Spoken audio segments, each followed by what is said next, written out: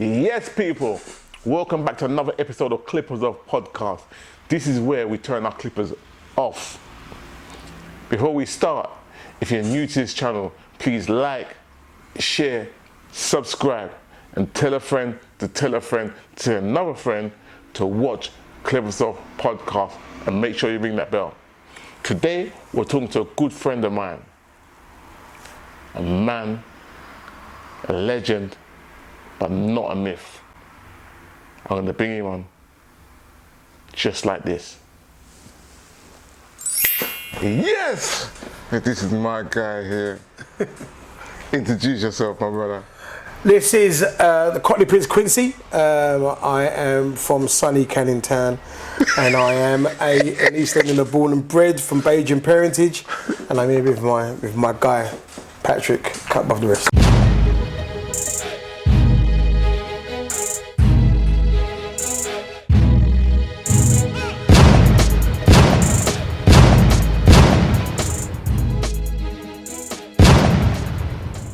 Cockney Prince, the man, the myth, the legend. But he's a man, but he's not a myth. And he's definitely a legend. And all you man out there that this man has raised up, you turn your back on this guy, yeah, you know. You can lie to the world, but you can't lie to yourself. Not true? No, real talk, real talk. Even though it was Jamaican, but I understood it. So listen, my man asked for red wine. And so this is when I have to culturally. Matthias, I could not get no red wine. That's. I couldn't get red wine. You this too? No, that's all right. That's rosé. That's not red. Yeah, no, but would you this too? I can't really drink. That's a bird's drink, mate. I can't really drink that drink. Dirty getting the one, you have to take it. But I appreciate the sentiment. Take it I'll find some young lady who would appreciate it. I'm gonna take my fizz. I'm gonna go. Boss a Guinness.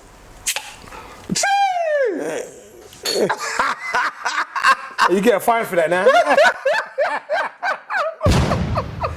Serious? Man put me rosé like we going out on a date, you know. But anyways.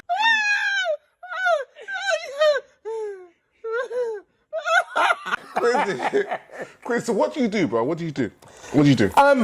First and foremost, I'm a comedian, but I've been doing radio for a little while now, on and off, and I found myself throughout the years, especially after the pandemic, I found myself being more of a social commentator. Pandemic, yeah? All right. Yeah, this guy there from early out, man. Yeah, come on.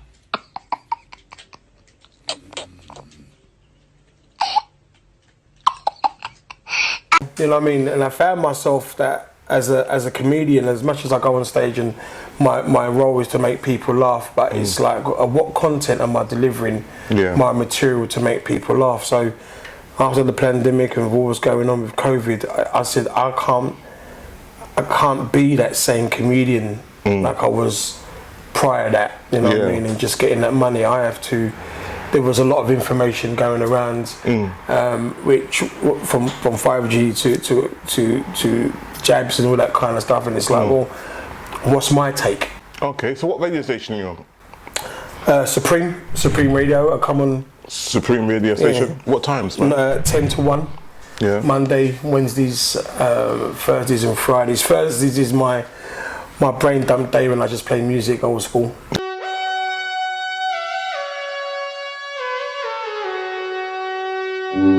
Yeah. But the rest of the week, I did do 5 days a week, but it was a lot. Guys, tune into this guy's radio station, yeah, because he talks about a lot of stuff, yeah, and he goes and he dives deep into the stuff. Street, you know that one? You know that? Street, yeah. Man, you know that.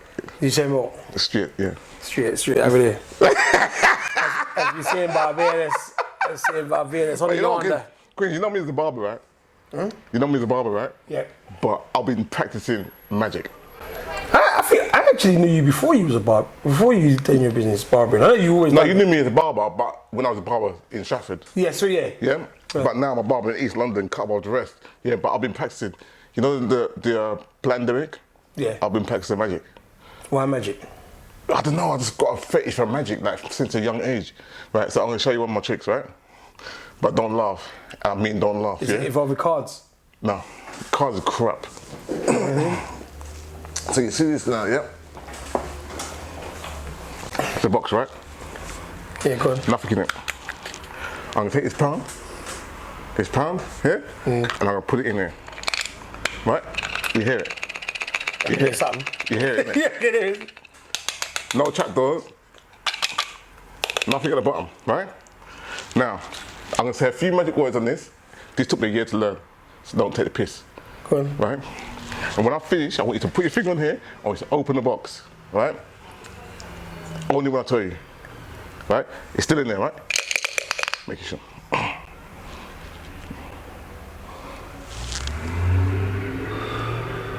Right. Put your finger on there, open it, don't take your finger off. Open it, quick. Oh, you looked at it first. He looked at it. 2, 3, hold it, keep it, pull it out, all the way. Yo. 1, 2, 3, yeah. I didn't look at it first, You man. look at it. You look at it first. As far as that bother me, didn't think that bother me. Oh, you're from Barbados? Yeah, didn't think they... We season those, we season those. Yeah, that's a spider. Get that spider there, catch that spider. Put that in the rice. Can't afford chicken no more. Okay, so what's the agenda? What's the agenda today? We're talking about. Do you know what I would like to speak about and discuss with you really is how us as, and I'm going to stick with black men, how we're perceived around the world. To this day! And the reason why I wanted this discussion, because we recently, and I'm going to use the word acknowledged, 75 years of the windrush. Okay. Yeah. Even though we know black people have been here in the UK way before then. Yeah, of course, yeah. But that was probably the first economic wave, technically, from what we know. Well, that's the our generation, of our generation. That's the thing they've really pushed out, and it's like Nike trainers, isn't it? Yeah. Nike wouldn't be Nike if they didn't televise it and push it out and get everybody talking about it. So they say the windrush. They don't tell you about the ships that we came over on. They didn't say, Like, we know the historic, like obviously way before that, from 19th century that we've been here, but from a commercially socialised marketing point of view, like I only heard the word windrush since the pandemic, when the scandal kicked in. Is that when you heard about windrush?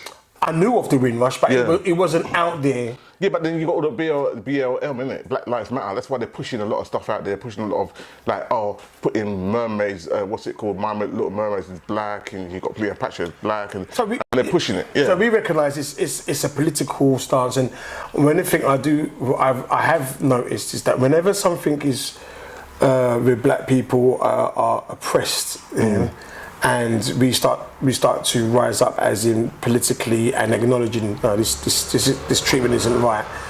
Other agendas come behind that. So we go as far as the civil rights movement. Yeah, that was Martin Luther King, but there was other agendas in there pushed behind the civil rights movement. So I sticking with the windrush, I said the word acknowledgement, and I hosted a couple of events, and I went to a few events, and I was sitting in Waterloo Station where there's a statue in Waterloo, and I was like, okay then, in those 75 years which the mainstream has told us you are here, indirectly, what have we really achieved? How have we indoctrinated ourselves in British society where we're as black men respected? Because I can't think of anything which we are, and if we are indoctrinated in British society, if anything, West Indians, I'm just sticking with West Indians, we've had that willingness to be accepted, and I think that we've lost a bit of our culture, so to speak, compared to our Asian and our African counterpart. This is where I see it. I was born in 1970.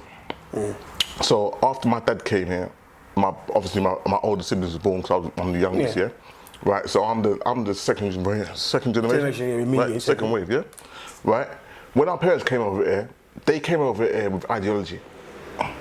Yeah, get a house, yeah, get a job, get a car, have a family, buy their house outright. Yeah, just buy it. Yeah, that ideology. They worked and pushed for that. Yeah. Then the second generation came in, which was us.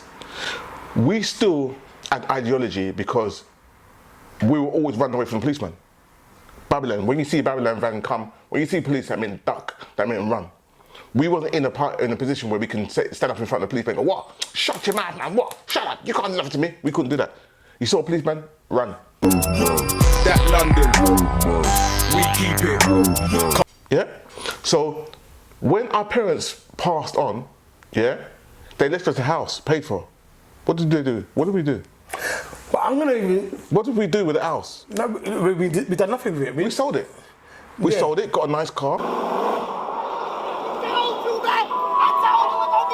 Get a few fashionable clothes. Not all of us sold it. No, not all of us. But most of us sold it. But and I'm going to go back to the root, the nucleus of it. I mean, our parents came here, and I was I'm going to name drop now, so I apologise. Yeah, no, I'm not going to apologise. Yes, I was with Mr. Trevor McDonald.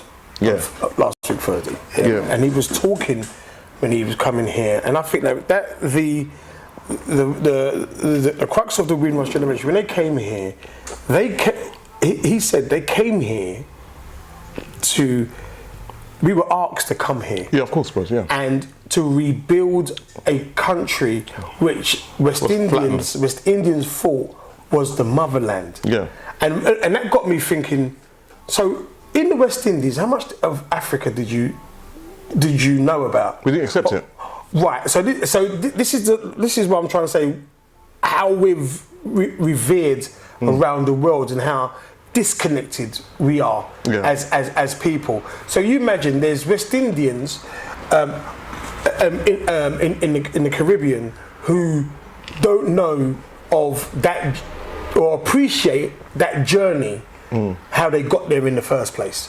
But there was this notion and this media brainwash that England was the place to go. Yeah, but the thing is, that's not the people's fault, man, because you have to understand, before your mum, she had a grandfather and grandmother, but the ones after them, they were slaves. Yeah, no, I'm not saying it's their fault, but I'm trying to say the mindset of the brainwashing given to them. So my great-grandma, I'm lucky enough and privileged enough to know my great-grandmother, who was a product of slavery. Yeah. And it was like, that's why I used to get them whips. That's why I used to get them whips, bro. Them beats was worse than anything else. Yeah. So, to go back to the windrush, it's just like, well, I look at the current government we're in now, and I look at the political arena, and it is Asians. Yeah. And that is, and I recognise that Asians are very much indoctrinated in today's political society, and they are financially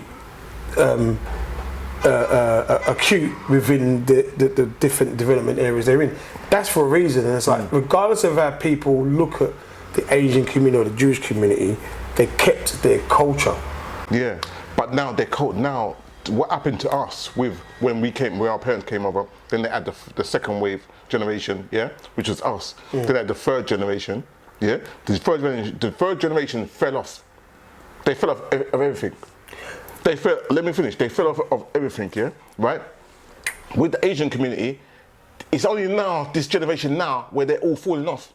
The generation before, the generation now, they were saying, right, we ain't getting bullied by no one. We're going to go out there, we're going to form gangs. If anybody tries it with us, Packy Panthers, then you had the Punjabs, the 18 combat, whatever it's called, right? Asian virus, But now they're falling off. They're all on balloons and got fast cars and killing each other in the cars that they drive, and they're going bang, bang, bang down the road. Now they're doing it. We fell off a long time ago. So we can't blame anyone. That we're not where the Asians are, because we came here before the Asians, but the Asians are running. They've got the baton running over the finish line. We're still at the starting line. Why? Because our culture, our society tells us to still use the N-word. As long as you you're wearing a Gucci bag and you got nice trainers, and you can pop champagne, you're good. And that's the mentality that we got. I would agree at some parts of that, because when you mention the word fell off, sometimes we have to say, okay, I mean, what have the elders, how much of a ledge have they given us to stay afloat? They gave us real estate. We could have built on that. Right, and we could have built on that, but I've had this discussion with my mum and my dad before he passed. It's like, when you came... Sorry, this is East London, yeah? You can hear woo, woo, woo, woo, woo, woo, woo, all the time. Okay? All right, go on. But when they came in, it was like, did you have a plan to say, come here for a couple of years, reinvest back into the West Indies? And I don't, and when we grew up, we were similar ages, when we grew up, I don't think that our generation, and in no fault of our parents, the motto was, you go to school, you go college or university, and you get a job. Yeah. And entrepreneurial skills, I wasn't told, like, that you could be anything. I recognise and respect that our parents give us that opportunity because they paved the way. Yeah. But these conversations wasn't really happened. It was just like... It wasn't even go to school. Quincy wasn't even go to school. It wasn't even go to school, go college, go university. I didn't. My parents, the word university or college never came out my parents' mouth once. Right. Yeah. Right. Just go to school, get a job, pay your bills. That's right. Yeah. When the Africans now, 100%. You go to school, you're going to college, you're going to university, otherwise you're going back to Africa. Charlie. Yeah, right? 100%. And then an African man, like for instance, Stormzy will say, but I want to be a rapper. Discontinued baboon. Let me just throw this one out. Nah. After you get your doctorate, you can be a rapper. Come on. So my man's rapping, making millions, and he's got a doctorate on his wall. That's when it happened.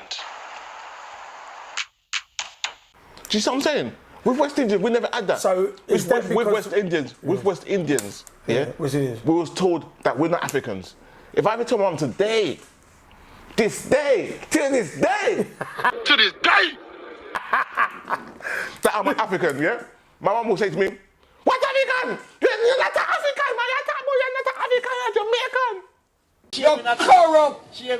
To this day, we are lost people, and we're not getting nowhere fast. Everybody's talking about you got the Indians up in Downing Street, and you got these people there and there.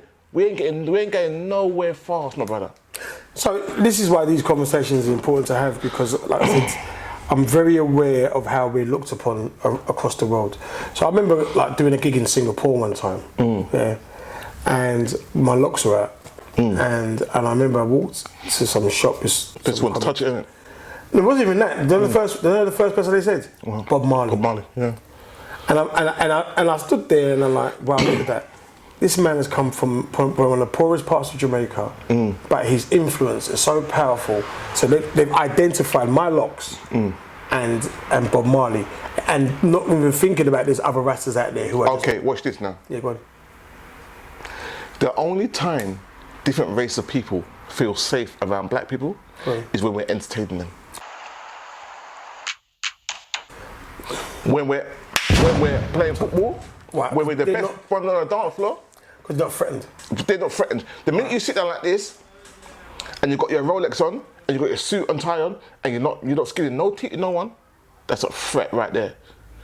Like you go to Turkey, and you're sitting at the table, everybody's walking past you.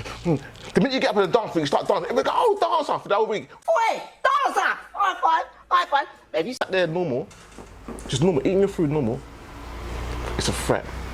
I remember. That's why I knew about Bob Marley, because they love our culture, black cells. Right. Literally. Do you feel we recognise that? Huh? Do you feel like we recognise that at black cells? Yeah, we know black cells. We know black. That's why we clown.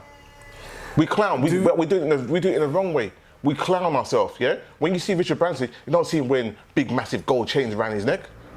Yeah, and Gucci that. But when you start seeing like Mayweather and all them. Them man, they got sacks, they're walking around with rucksacks on their back. But Mayweather, with money. I give Mayweather his dues because he's played a character. Yeah. That I don't believe that's him in real life. Yeah. What about all the other rappers? My Crib. That program used to come on my crib. That wasn't their crib. They perpetuate the stereotype. Yeah, they get to walk up, get in the lift and go up 3 floors. But that's the mentality of when you've never had, you look at up above to inspire to be. So the Christmas tree, for example, that's not nothing to do with Christmas, but rich people in England had it. Yeah. And poor people who weren't there, they saw it and they wanted to have it. Yeah. So that's just a mentality thing. For me, when it comes to the chains and I think we've all, I always try and take a positive out of negative. So as much as it might be a mindset, a slavery mindset of trying to resemble the master, the master or a rich person in a poor area, I also look at that. Do we recognise that we can set trends? So, like the fact of we make fashion out of simple things. Okay, we're watch this. trendsetters. Okay, watch this. Yeah, the barber. Yeah, We are. Yeah, the trendsetter of the barbering. Yeah, we are the alchemists of barbering. Yeah. If it wasn't for us, people would be having Super Bowl haircuts. 100%. We created the fade, the line on the side, the line on the eyebrow. We created the drop fade. We created the taper fade. We created all that. But look at us in the barber. Look at us in the barber industry now. Look at us in the barber industry. People that don't know nothing about barbering, that learn from us, yeah, that can't cut nowhere near us, yeah. They're hitting 50 quid, 60 quid a haircut, yeah. We're still fighting and squabbling with each other over a £15 haircut or £10 haircut. As you talk about barbering, yeah. But look at the mentality though. Yeah. Look at the mentality of black people. Instead of us saying, you know what, yeah, let's form something. Let's form a barber community, a barber society where we get paid for what we do. Nah, how much you charge? £15. Okay, I'll charge you £10. They're working 10 times harder, yeah, for less than the price of the money that the man, Mr. Patel or has told you guys getting down there. That's our mentality, man. So we need to break that mentality. Let me answer this. How comes, for all the years I've grown up, I don't cut my hair anymore, but I've never seen black barbers in the city or the West End. Because our mind don't stretch that far. Our minds. But we know black people work in the West End, right? Yeah, they work in white shops. So even if I don't know how it works then, so I can rent a chair. Ain't Britain no more. Aki's bollocks, mate. Aki's bollocks. Yeah, come over to a little interview and that, but then we all come down, you know what I mean? Nigel Farage, you're alright, son. Coastline. So, like, the chairs guys rent. Rent the chairs, yeah. So couldn't a black guy walk into a white barber and say, can I rent your chair? White people don't rent chairs. Black people rent chairs. Do they? Oh, really? White people pay your wage, yeah? And if you start at 9 o'clock here and you keep going at 10 o'clock here, at the end of the month you get cut, yeah? Or get sacked. So how's he working in white barbers then? White barbers, they pay your wage. So tiny guy will pay your wage? They pay your wage and then they get bonuses. I never know a white barber. Yeah? They get a wage and you get bonuses. We haven't evoluted to that state yet. See, the reason why I haven't evoluted to that state yet, because I've got other things, I've got other agendas. On my mind, it's not barbering. It's to do with barbering, but it's not a shop barbering. I've got other things that you're going to see come forward, yeah? But black barber is just, as long as, oh, we're going to look at tempo on it. 20, 40, 60, 80. Yeah, we're going to look at 5 pound here, we're going to look at 10 pound, we're going down the bar. Yeah? They don't think. Yeah, all that hard money they graft, they buy a brand new car just to look good. Yeah? Or they will cut down their fellow barber. They'll cut them down. If I teach you how to fish, yeah? Right, and you become good at it, don't fish in my pond, my brother. Go and find another pond to fish in. That's what we do all the time, and we complain about the Asians are up there, yeah, the white people are up there, and we're still at the bottom of the pit. We're at the bottom of the pit because we bring it on ourselves. We bring that on ourselves. I know there's a glass ceiling. Yeah? I know there's a glass ceiling. When you get up there, there's a glass ceiling that will stop you. But get to the flipping glass ceiling, for fuck's sake. Get there. Then we can find a way of smashing through it. Right, so but we don't even get halfway there. I'm a strong believer of looking for solutions, right? So if that's the mentality which you've experienced, or people have experienced, I will ask, well, there's only one way of getting yourself out of that mentality, and that's recognising who you are first. Of course. Before you. So I know myself, and I would say No, I'll take that back. I'm knowing myself even more now, since lockdown. So it's like I will have conversations that you asked me to do this, and it's like I said yes straight away. I didn't think I'm looking at my diary and then I recognise what you've put into the culture and in the manner, and it's like, well, that's a person I need. That's more than money. Yeah. I need to be around and have these kind of conversations with, so it uplifts me, and I've recognised I've had to, within the last year, I've had to take myself away from certain people. I watched this interview one time, and a guy said that if you look at your surroundings, your cell, and if none of them got a penny to rub together, or they're in the same place they were 5 years ago, and you drop them. Drop them, of course. And I think sometimes as West Indians, I think we are far too loyal to others before we are to ourselves. Of course, and we don't grow. They lied to us. They said to us, the sky's the limit. The sky's not the limit, because you've got the space, you've got the universe, you've got the multiverse. Do you see what I'm saying? We're stuck on the ground. We've got a metaverse. We're stuck on the ground. We need to spread our wings and fly. The higher you fly is the less people could see you that can't fly. In my book, I've got a book I wrote, my first book, it's called My Little Book of Empowerment, and it says lose weight fast. Yeah, and in a nutshell, it just tells you to go through your phone, and delete numbers that you don't use, you don't see, that don't benefit you. You yourself, because I've known you, I've been going to your shows. You yourself is on that path where you should be. All over TV, you should be, because you're brilliant at what you do. You've been doing it for years. Maybe you don't want to be there. No, I say what it is. This is that mentality as well. So I was up there. I'm on the periphery of the TV, but what I found, I was so. I focused my energy so much on wanting to be a part of that system, and being a part of their programs in the mainstream. And I'm not knocking it like this Dave Chappelle thing. I'll go on there. But I wasn't concentrating on how am I going to get mine. How am I going to do mine? That's why I said the pandemic really opened my eyes. Because I could probably say I put a show together, which is still online now on my channel. I put a show together called Extra Time Friday, which is based off my radio show, which you've been on as an interview and stuff like that.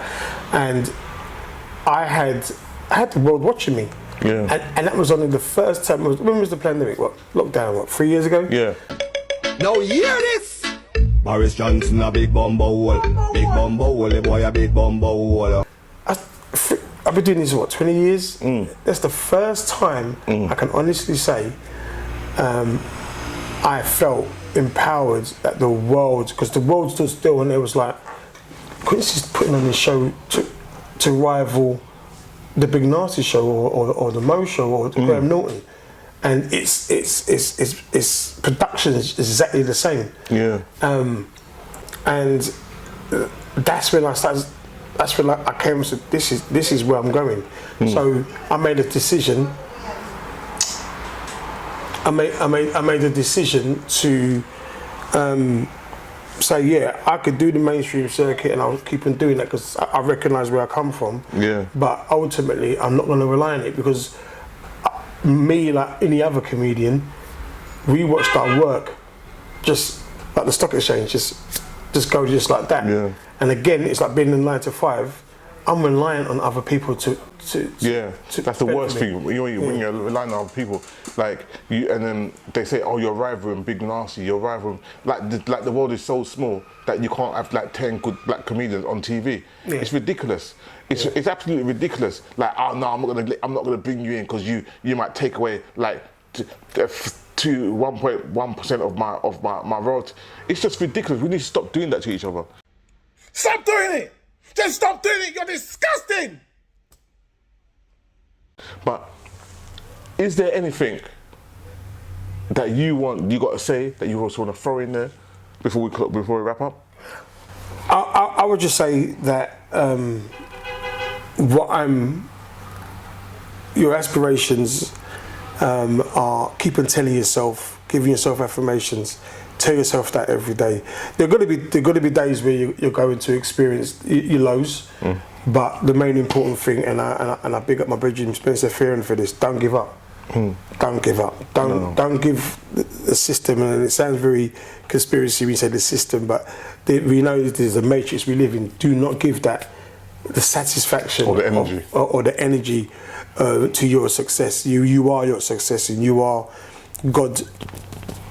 Is within you, and keep on telling yourself you are going to get where you need to get. So what would you say to the young barbers out there that's inspiring to be comedians? To the young comedians out there, don't just think about what you're going to be in front of the camera. Think about how you can evolve of behind the camera. Behind the camera isn't necessarily filming. Behind the camera is being a producer, an exec producer, owning a studio. Take the vision of Tyler Perry. Hallelujah. Hallelujah. As for me, I'm going down the bar. No, I'm just joking. As for me, I'll say to you youngsters out there, you young barbers out there, you know, bring more young barbers in, because the old barbers they come with problems, and they come with sacks like Father Christmas, sacks of problems, sacks of no, I'm not doing this, sacks of I'm not doing that, sacks I'll come in where I come every time I want. Like young barbers, man. I remember the days where young barbers would line up for months to get a place in the shop to learn. Yeah, they're no more. All they want to do is be roadman and all kind of madness. Yeah, but Quincy. So one more thing. Yeah, of course you can. To young bucks out there, yeah.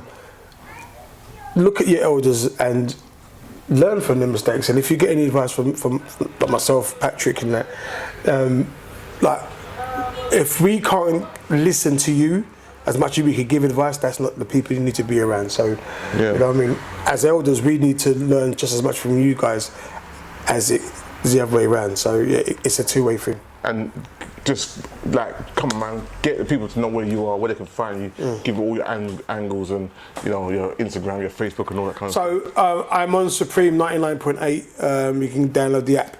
I'm on 4 days a week, Mondays, Wednesdays, Thursdays and Fridays at 10 o'clock. Thursdays is the old school Thursdays, showing more music in this chat. But the other days is all conversations. I do a financial awareness on a Friday between 10 and 11, various guests. You can catch me on my website, but you can catch all my online TV shows, www.quincy'scomedylounge.co.uk. Instagram is at Quincy's Comedy Lounge as well. I'll just have to revamp that page. But apart from that, hashtag Stand Up Mondays, and I've got some other stuff coming out very, very soon. But just anything, just go to the website, and also that's the YouTube channel, quincy'scomedylounge.co.uk. Well, it's been a pleasure having you on. It's Sunday. I want to go and eat my boiled chicken that my mother-in-law. Yeah, damn it. My mother-in-law cooked for me. St. Lucian. So it's boiled chicken, rice and peas and some lamb chops. Lamb chops, yeah. Yeah, but I'll stay away from red meat, but we like lamb chops. When she cook it, I'm a sucker for lamb. I'm a sucker for oxtail. Oh, I'm a sucker. I can't I'll try to eat that once a month. Yeah. I'll be throwing chicken today, eating chicken. When you eat your chicken, make sure you eat the bone as well. If you don't eat the chicken, you don't eat the bone, you are missing. Thank you for coming on. Anytime, my friend. Love and light. Blessed. Respect. Straight. Guys, I know you're still here. I hope you enjoyed that show. Don't forget, sharing is caring. Yeah? Oh yeah. I gotta do the swag check. I be in my funk quest. I be in my funk. I be in my funk quest. Swagging out east, down my hair, looking funky fresh. Nearly forgot that swag check. But I know you're still here. Please like, share, subscribe, tell a friend, tell a friend, tell that friend, anyone to watch clips of podcasts. Do it now. Straight. Oh yeah. And you can ring my bell. You can ring my bell. Allow it!